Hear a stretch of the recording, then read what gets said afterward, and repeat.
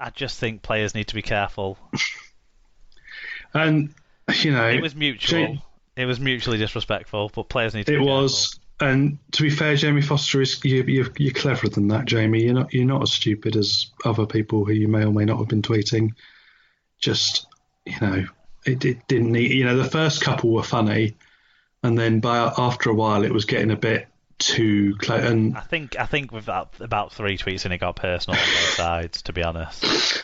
Yeah, and I didn't feel it was. I think actually, I felt Foster had the right to come back to defend himself, but I think Hardacre, you'd hope, given he's supposed to be this reformed character, that he would have seen better, or one of his mates would have, or one of his teammates even would have said, "Come on, that's enough. Put the phone down. Go and hit some golf balls." Or people would have thought whatever. It was funny. That's the problem, innit? People were entertained by it. And I think both of them were entertaining themselves with it as well.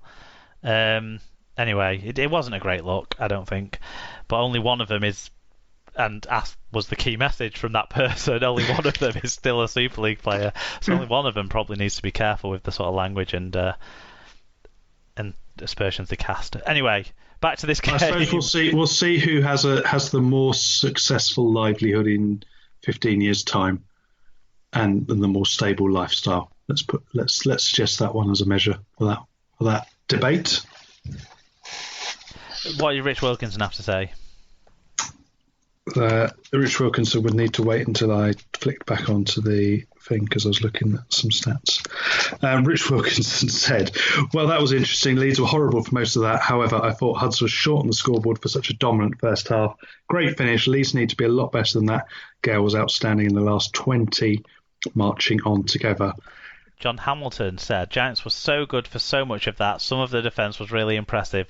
Leeds seemed underprepared and lost for last tackle ideas. Not sure what causes it, but I felt like the tide had really changed when Mellor scored and the Rhinos going on to win was unavoidable. How good is Rugby League?" Darn good is the answer to that one. What I can assume is David Hunter, because he doesn't put any vowels in. Yeah, we know. Yeah, we've established this now. I can't remember things. Wow, this was a game of 2 segments, but not even 2 halves. Giants should have led by more, except for Caesar's goal kicking. Then Leeds turn it on. No excuse to the Giants. What is it the NRL has taught us? It's important to tough it out for the momentum shifts, and they conceded 20 points in 12 minutes. And finally, Caesar did leave some points on the floor, didn't he, in that first half, really, with them missed kicks. Shoddy and Mungo said, "I knew the away team would win." They couldn't lose in this game, could they? No, exactly. They were going to be. It was, it could have been at Summer Bay. It was that home and away. I mean, this game. We've got some more. Maybe I've missed them off what I said to you. Okay, I finished Alan, but there we go. Yeah, some came in later on. So Tom Andrews said, "Turns out I was that knobhead who turned off when the Giants scored 26, then wondered a few hours later why the Giants fans were crying on Twitter." Sean said, "We didn't deserve that win. I hate Golden Point, but I was touring. I don't know. It was cheering for Huddersfield to score that drop goal." Sandy Shipley said, "Awesome comeback for Leeds. A game to show any new fan and tell them this is why RL rocks." There you go. That's it. Now you can roll into your, I assume, massive Luke Gale love on. No. No, I'm not. That's why you're not employed by Sky. Exactly. He did the job that he was paid to do that he should have been doing for the rest of the game. In those last 15 minutes, he did what he should have been doing. It took too long for him to impose himself on the game. No action thing. He was all words and no action for 60 minutes, but then he finally did kick into gear and sort of back up his words, I suppose. Yeah, I mean, he might end up with a job at the RFL. I'm going to get myself in trouble one of these days. One fan that we haven't mentioned, because we didn't get a fan viewing from him, because I think he was probably too busy. I don't know, repairing whatever ceilings he was punching throughout the last 15 minutes of the coverage. But our friend Josh and his dad, they were in the Gogglebox for this one, weren't they, Josh Moore? So they were very entertaining to watch, and definitely were on time with the footage, unlike the Saints fans. So yeah, ceiling puncher sounds like some sort of weird 18th century insult, doesn't it? I don't know what for, but or possible euphemism. I don't know. Anyway, or maybe it was just like the really tall guy who, I don't know. Josh isn't really tall. He didn't reach the ceiling. He just tried. Anyway, back to the game. I mean, Huddersfield were brilliant in the first half, but were way short on the scoreboard. And even before the comeback came, I was sort of sat watching the game, looking at the scoreboard, looking at the time left, and thinking, which by the way was an adjustment after watching NRL exclusively for 3 months. Yeah, well, I did the same midway through the first half. I was like, is there only 5 minutes? So really, if we really only had 5 minutes, oh no, we've got 5 minutes left. Okay, right. Yeah, but yeah, they were brilliant, but they just didn't score enough points as what they should have done with the way they'd been. They were very good on their own goal line when they were asked to defend in the first half. Ashton Golding pulled off a blinding tackle, didn't he, right on the goal line? And then up the other end, they were incisive. They were scoring in different ways, even if one of the passes maybe was a bit forward.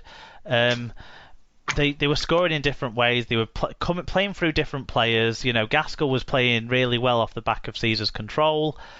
But ultimately, I think the criticism for the defeat has to fall at those two players as well as the praise for the points that they scored. Because you look around that side and you say, at the start of the game, everyone was saying the youth and enthusiasm is what's putting them in this position in this game. The polar bear was everywhere in the first 20 minutes, wasn't he? But yeah, at the back end of the game, you can't then say we were lacking in experience, because you've got two very experienced halfbacks in Gaskell and Caesar. They should be able to see you through that game. You were a man up as well in that last. For 10 of that last 15 minutes, or 10 of the last 18 minutes, you had a man advantage and you lost your way in that time. You should have been able to do better with two experienced halfbacks. So all the praise for the first 60 minutes might go to them, but all the criticism for the last 20 has to go to them too. Yeah, the control in that sin bin period was critical, because that was the point where they didn't need to do too much. They didn't have to throw any crazy. All they need to do is just get through a set and push, and then force the whole weaknesses, contain them. But all they had to do was just get the ball and keep it at that point, and just plough through some meters and take the time off the clock. That's all. But actually, if anything, it almost liberated Leeds, because they knew they were covering and they knew they had work to do. It almost G'd them up more than it should have done. Well, the Luke Briscoe try, they managed to. I know he only just squeezed in the end, but they effectively created an overlap. Like they were the team with the extra man. Felt almost like. Yeah, I think. Yeah, and Leeds, you've got to hand it to them. They did keep going, and that's not something we've seen from Leeds for a while. So that's quite good from that point of view. And it is, resilience is not something they've shown to come back into games. So that's quite an interesting development as we move on. Yeah, no, absolutely. For the Man of Steel points, the three choices were all Huddersfield players. McIntosh got 3, Caesar got 2, and Golding got 1. In the Albert Goldthorpe, it was Golding with 3, Luke Gale with 2, and Darnell McIntosh with 1. I think Alex Mellor will be fuming at that. He was, I think, the best Leeds player across the. He was the one Leeds player I thought was playing really well. Anyway, even when as a team they weren't doing so great, I thought Mellor was doing pretty well. But McIntosh presented the highlight moment for me, maybe in the game. Just the joy when he picked up that loose ball and went the length of the field. The joy on his face. He was smiling the whole time, and you can't help but smile back when you see someone doing that. Feat of athleticism whilst grinning their ass off. Exactly. I mean, I love Connie Hurrell as the game, his whole game, and the way he, and it was, as they pointed out in Sky, the fact that he was turning around to the south stand, geeing them up, and then realised there wasn't anybody there. That was just perfect. Yeah. Yes, there was lots of personality showing on both sides, weren't there? I think English and Matungi impressed me for the Giants. I'm not really sure. Like, it's harder to be impressed by the Rhinos, so you can understand why so many of the points in the awards went to the Giants players. It's hard to be impressed with the Rhinos because for 62 minutes they weren't part of this. But what did you make? Anyone impress you there? I think Richie Myler, actually. Do you know what? He had one drop, didn't he? And he had his concussion issue, or head check issue. Because I didn't notice it. It's not brilliant, but I think actually he was quite solid, unexpectedly solid. And I think Reece Martin as well, and coming off the bench, Adam Cuthbertson, who seems to be going for the full baked potato look now. Oh, he looks like the oldest player in the Super League. He's not, but he looks like he is. And I thought James Donaldson, when he came off the bench again, he just showed that enthusiasm that we've seen from him at Leeds, and that desire that he's shown since he's joined Leeds, which I think has actually been really good for him. Do you think Leeming as well, and making his debut for Leeds, maybe showed them a little bit more composure in the direction? Dwyer's a good dummy half, he's an exciting dummy half. He gets out there and he's all action, but almost with the Rhinos being so loose in this game and making so many errors, Leeming is a different type, isn't he? He's a bit more of a rudder. He's a bit more of an anchor. He's someone you can anchor around. And I think the longer term way to go for them will be Leeming to start and Dwyer to come off the bench because Dwyer at Broken Field is much more exciting and much more suits his game. I don't think he's got I don't think his game is best suited to being a starting hooker. We'll have to see how that develops, but I think it'll go that way too, because the Giants had all that control when Adam O'Brien was playing so well as well before he got his injury in the game, and there were some injuries on both sides of the fence, and Hurrell managed to score a try whilst carrying his injury, which I think is another area where Huddersfield didn't quite expose a weakness at that stage of the game, and you'd be gutted if you're a Huddersfield fan, but you've seen it before from them because they're just not quite there yet. There was lots of talk about how great Wolf was doing, which he has done really well. All the young players they brought through, which is fantastic. And it's just about now making that next step to being the consistent side that we saw when they won the league leaders back in 2013. So we'll see how they go, but I think exciting from both sides, promise from both sides.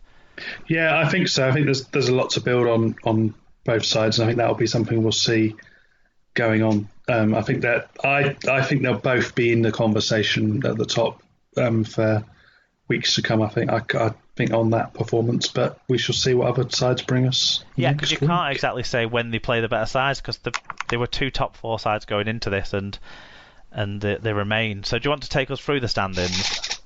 Yep. So with that final performance, Leeds go top on points difference and have a game in hand still on the other front runners. They have 8 points, as do Wigan, Cass and Huddersfield, who make up that top four. St Helens are up to fifth in another group of four, all on 6 points, joined by Warrington, Catalan and Hull FC. Wakefield still have 4 points, with Salford and Hull KR on 2 points. And interesting to remember at this point that it is just the top four now in the playoff conversation. Yep, indeed. Stat line of the week, I think we go with Tommy Makinson. 1 try, 5 tackles, 220 metres, 3 successful offloads. It's his second time in just the 5 games he's played this year that he's gone over 200 metres. He's an absolute machine from that regard. My player of the week, and this isn't just on performance alone, but some of the issues surrounding his performance, I suppose. It's Ashton Golding. I mean, great performance against his old club. Important interventions in both defence and attack in this game. Also, he used lockdown to open up his own coffee shop, which, is making a life for himself off the field as well there. And he spoke really well in the piece before the game as well, covering the Black Lives Matter issue. So, Ashton Golding's my player of the week. Yeah, it's a hard